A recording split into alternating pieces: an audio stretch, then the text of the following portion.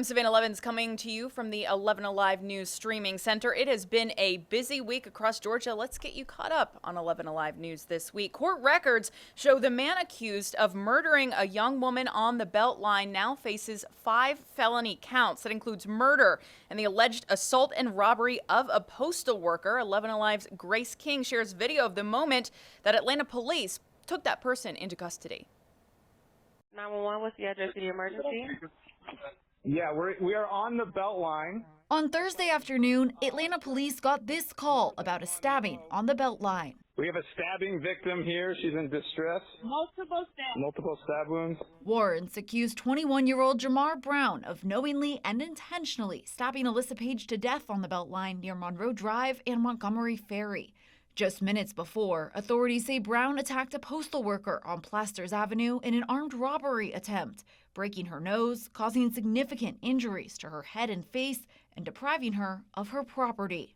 We believe that individual left that location, traveled on a bicycle to the location where we're standing, committed the knife attack, and then left this location traveling southbound on the Beltline. APD began pulling surveillance video from along the trail and released these screenshots of Brown. Right now, we actively have officers on foot, bicycles, and cars, and our air unit, drone, and canines that are scouring the area trying to identify this individual. Officers in Zone 5 found Brown just before 5:30 and arrested him. Brown now faces 5 felony charges, including murder. Atlanta police are investigating a shooting that left 2 men injured. A 19-year-old is in stable condition while a 20-year-old remains in critical condition. Detectives are working to determine what led to that shooting. 11Alive's Ariana Manice has more. Atlanta police tell us that 2 men were shot here on Abner Terrace Northwest at the Flipper Temple Apartments. Police tell us that this situation happened around 3 a.m. and when they arrived, they found 2 men suffering from gunshot wounds. Police say a 19-year-old man was shot and was taken to the hospital in stable condition, and a 20-year-old man was also shot multiple times. We're learning that person was also taken to the hospital but in critical condition. Right now, investigators are still working to determine what led up to the shooting. Police have not released any other information about any possible suspects or whether the people involved knew one another. Police tell us that their investigation is still active.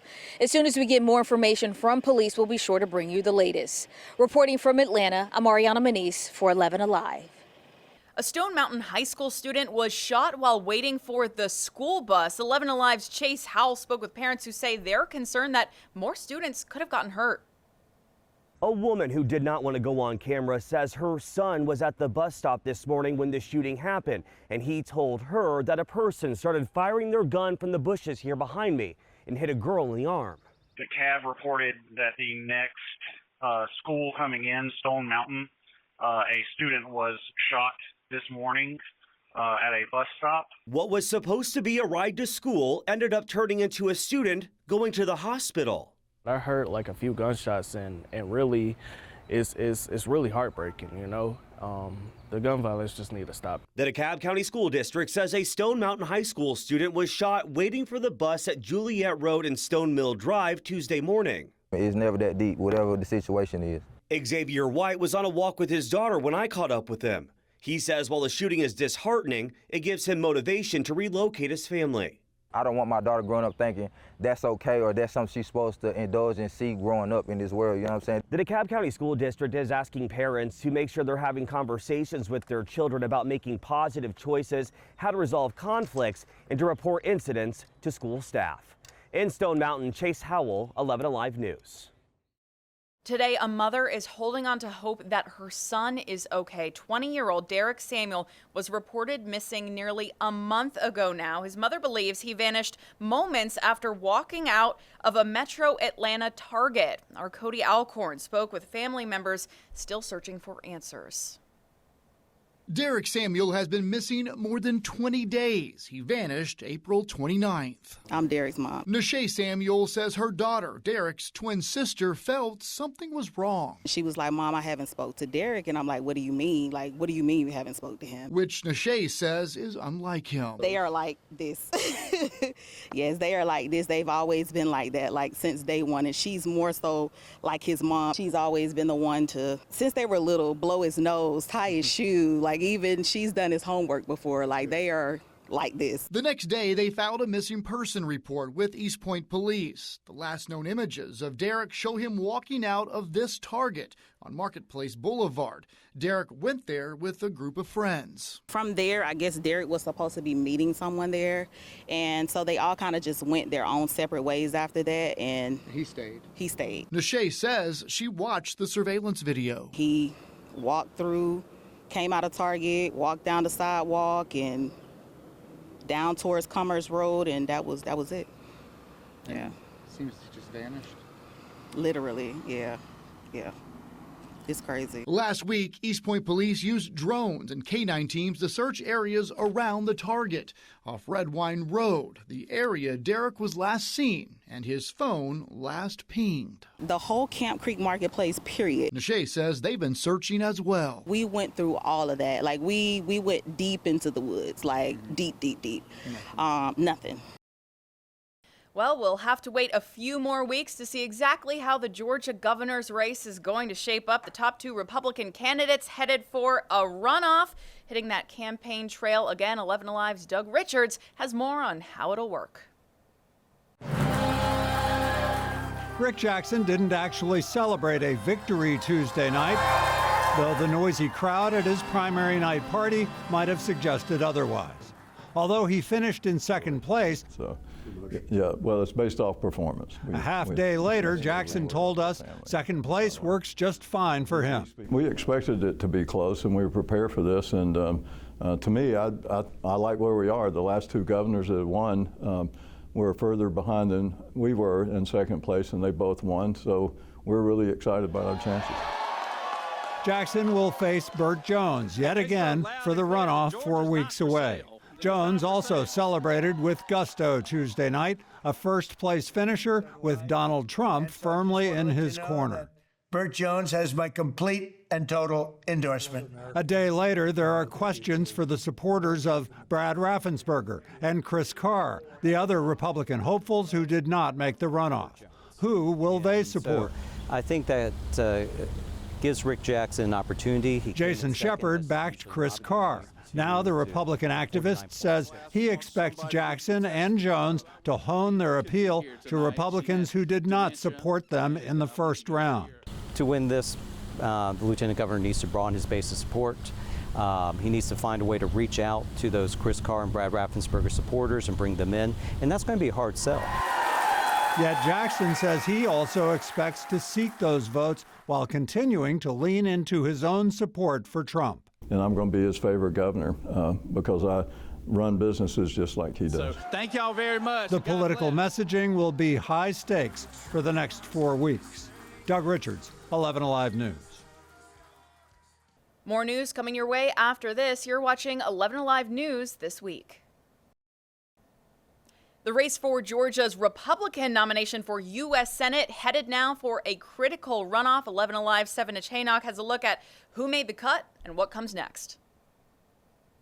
Yeah, so the congressman and the former football coach, they will be racing against each other in this runoff June the 16th. We know both Mike Collins and also Derek Dooley hoping that they come out on top and then move towards unseating incumbent John Ossoff in Senate. We know that Mike Collins was definitely a favorite in this race. He led the GOP field with 40% of the vote, and he has called himself a true conservative. Meanwhile, Dooley was somewhat of a surprise second place. He got 30% of the vote following a late surge on the campaign trail, though he has gained support from Governor Brian Kemp, who he has said is a mentor. Both candidates thanking supporters last night and giving their campaigns a little pat on the back for staying strong despite some ups and downs. Every single day, week, and month of this campaign, we have had to prove the naysayers wrong. 10 months ago, we were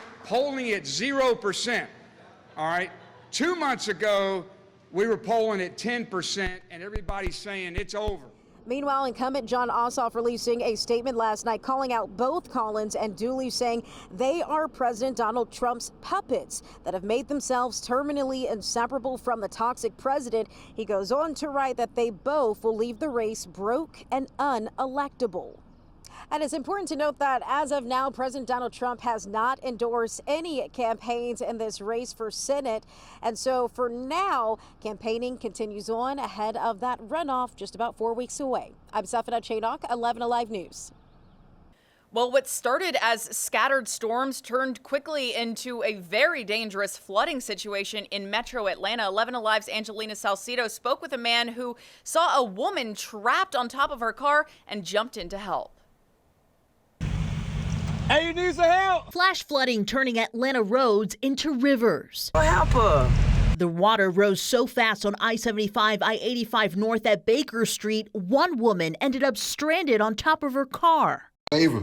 Go save her. When we see her just sitting in the middle of the street like that, I had no choice but to pull over. Just as panic set in for her, help arrived. My baby was already in my ear like, hey, come on, you gotta go help her, baby, go help her. I was like, all right, come on, let's go. George Brathwaite, a veteran, says his wife China pushed him to go. My heart and God, because we wasn't even supposed to go that way. We wasn't even supposed to get on the highway. I'll get you some more shoes. Video shows George carefully walking through the water before carrying the woman to safety on his back. But even in the middle of the chaos, he still had one thing on his mind. I just had some brand new forces on, right? So I really didn't want to get them, and it was special too. So I didn't want to get them messed up. Put my toe in there, it was cold, and I was like, look at all this dirt, man. Golly, it's dirty. But once I got to it, you know, you could feel it shaking. Did you say anything to her? You cool getting on my back? That was pretty much, and she was like, cool. I said, hey, my name is George. The woman was safe and waited in their truck for Georgia State Patrol. It was a relief. It was a relief once she got over by us and she kept thanking us. The couple who's lived here 8 years says they've never seen flooding this bad in Atlanta. Something clogged up. That's the first thing came to my head. Some Drano. That's what they need. The city needs some Drano. But they hope people take something else away from this moment. Help somebody. See somebody Start recording and help. Yeah, help somebody. A North Georgia police captain is back in uniform and back on patrol after a scary near-death experience. McKaysville Police Captain Brantley Worley survived being shot in the head, and now he says he refuses to let that moment define the rest of his life. Caitlin Ross has the story. Captain Brantley Worley knows every corner of McKaysville. 1.6 square miles, they ain't nothing better. The same streets where he was shot in the line of duty in September of 2025. A bullet tore through his face and head, leaving him in critical condition, fighting for his life. Right there, and it came out right there. Now he's back in the uniform, doing the job he says he never stopped loving. Amazing. I've always wanted to be a cop. I love being a cop. He still needs reconstructive surgery on his nose. He still has headaches. Some days, he says, it's hard to believe he survived at all. Some days it's like, did that really happen? Some days it's like, yeah, it really happened. So it's just very, very dependent on kind of just what the mood for the day is. When I got the call that he was injured, I had to ask his chief a couple times because I just didn't believe that it happened. And then it was, you know, the whole drive. I'm like, who do I call? Do I call them yet? Do I see how severe it is? Like, what do I do? I didn't know. Nobody teaches you how to handle it. But walking away from law enforcement was never an option.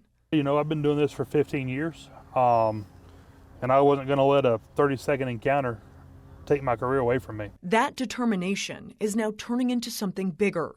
He's starting a nonprofit called Worley Strong to support officers injured in the line of duty and remind them that recovery is possible. Mainly don't give up, and don't let the bad guy win. Don't give up. Reporting in McKaysville, Caitlin Ross, 11Alive News. Well, how much time is too much time spent learning on a screen? Atlanta Public Schools is working to answer that question, and 11Alive's Galat Malamed breaks down what those limits are and whether other parents agree. What's the right balance of working on a Chromebook versus with a textbook or notebook? Atlanta Public Schools parent Ansley Clare says tech in schools. As a parent of my own children, it feels overwhelmingly too much, especially in middle school. She says sometimes her middle schooler ends up gaming instead of learning on the devices. Children have showed me all sorts of ways they get around and behind things. Board Chair Jessica Johnson says some parents have voiced concerns about time on devices in class. Now the board plans to have a screen time instructional policy in place for next school year. This isn't an anti-technology policy. It really is about creating more purposeful use of technology at various grade bands. Under the current proposal, the maximum time during the school day learning through one of these is 60 minutes for grades K to 2, 90 minutes for grades 3 to 5, 120 minutes for grades 6 to 8, and 150 minutes for grades 9 to 12. I think it looks amazing, actually. I mean, even from the youngest children on up, I think it's important to teach how we use technology, appropriate uses, and it can absolutely be used in a classroom, but it shouldn't be the only method. The policy states technology has to be used with a clear instructional purpose, not as a default method. Janelle Lamar agrees with the limits the district is looking to set. I do think that there is a good balance that needs to happen between instructional teaching without technology, without screens, and the use of actual physical books in conjunction with screens. The policy comes before the full board at its June meeting. In Atlanta, Gilad Malamed, 11Alive News. More coming your way after this. You're watching 11Alive News this week. A community is stepping up after one of their neighbors passed away. 11Alive's Caitlin Ross shows us how one city came together to help grant a woman's final wish. A 26-year-old woman dying of cancer had one wish for her hometown: to build a dog park. 2.5 years ago, Brinley was in the middle of chemo and radiation when she went to dinner with Baller Dream founder Frank and donor Therese, who began walking alongside her through her cancer fight. During that dinner, Frank asked her, "If you were the mayor of Tryon, what would you do?" Brinley didn't even have to think about it. She said she'd build a dog park. And that answer tells you everything about who she was. She loved being outside, loved nature, and she absolutely adored her dog Millie. Frank later shared that story during Brinley's funeral service. Sitting in the pews that day was then Mayor and State Senator Lanny Thomas. He and the town council decided Brinley's dream needed to become something real. And now it is. Brinley's dog park is now officially open, filled with dogs running around, families spending time together, and little moments of joy that she would have loved. That's the part of the story that is so incredible. Even after losing her at just 26 years old, Brinley is still bringing her community together. During Asian American and Pacific Islander Heritage Month, a Georgia educator originally from South Korea is working to build leadership and healing spaces for Asian American youth. Danielle Nottingham spoke with the founder of the Asian Student Alliance, who says she wants her community to be seen. Takes us through the history of Asian Americans. Middle school teacher Ara Cho was born in South Korea and moved to the U.S. when she was just 5 years old. Cho created the Asian Student Alliance out of both tragedy and a need for connection. In 2021, the Atlanta spa shooting, where the lives of 6 Asian American women were taken in violence, it inspired a group of educators like myself to form a group for Asian American youth to come together. She wanted to bring visibility to the violence and discrimination against her community. It made me feel like I was alone in my own struggles, and I was very sure that our youth were feeling the same. Cho says she turned that isolation into action by starting a community where Asian American youth feel like they belong. Had I known that there were leaders like Yuri Kochiyama, who stood with the Black Panthers, with the civil rights movement, I would have known that there are leaders who look like me. Today, the Asian Student Alliance works to develop student leaders through workshops, advocacy training, and civic engagement. Cho says the mission is about more than representation. It's building long-term empowerment. Asian Americans are the least represented racial group across all industries and all levels of government when it comes to leadership positions. And these are places where important decisions are made that impact our lives, that impact the way that we see ourselves, that the community sees us, and that really shapes our narratives. Danielle Nottingham, 11Alive News. Well, drivers, I'm sure you know Atlanta has its fair share of potholes, right? And we also have a lot of Waymos out there, too, trying to navigate them. Now, a pilot program with the driverless vehicles aims to identify and actually fix those issues. 11Alive's traffic reporter Doug Turnbull is here to explain how.